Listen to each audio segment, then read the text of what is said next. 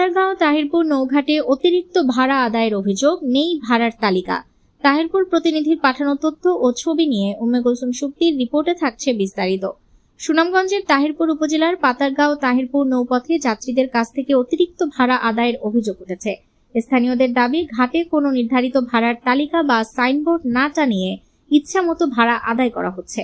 সোমবার 15 জুন দুপুরে সরেজমিনে গিয়ে দেখা যায়, নদীর উভয় পারে কোথাও ভাড়ার হার উল্লেখ করে কোনো সাইনবোর্ড বা নোটিশ টানানো হয়নি।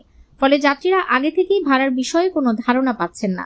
স্থানীয়দের অভিযোগ, যেখানে গুদারা পারাপারের প্রচলিত ভাড়া জনপ্রতি 10 টাকা, সেখানে বর্তমানে জনপ্রতি 20 টাকা করে আদায় করা হচ্ছে। এছাড়া মোটরসাইকেল পারাপারে নেওয়া হচ্ছে 40 টাকা। এ বিষয়ে নৌকা পরিচালনাকারীদের কাছে অতিরিক্ত ভাড়া আদায়ের কারণ জানতে চাইলে তারা বিভিন্ন ব্যাখ্যা দেন। কেউ বলেন জ্বালানি তেলের দাম বেড়ে যাওয়ায় ভাড়া বাড়ানো হয়েছে, আবার কেউ দাবি করেন পরিচালন ব্যয় বৃদ্ধি পাওয়ায় আগের ভাড়ায় সেবা দেওয়া সম্ভব হচ্ছে না।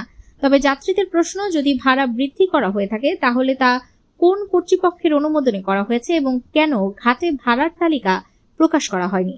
স্থানীয় সচেতন মহল বলছে, কোনো ঘাটে ভাড়া আদায়ের ক্ষেত্রে স্বচ্ছতা নিশ্চিত করতে নির্ধারিত ভাড়ার তালিকা দৃশ্যমান স্থানে টানানো জরুরি, অন্যথায় যাত্রীদের কাছ থেকে অতিরিক্ত অর্থ আদায়ের সুযোগ তৈরি হয়।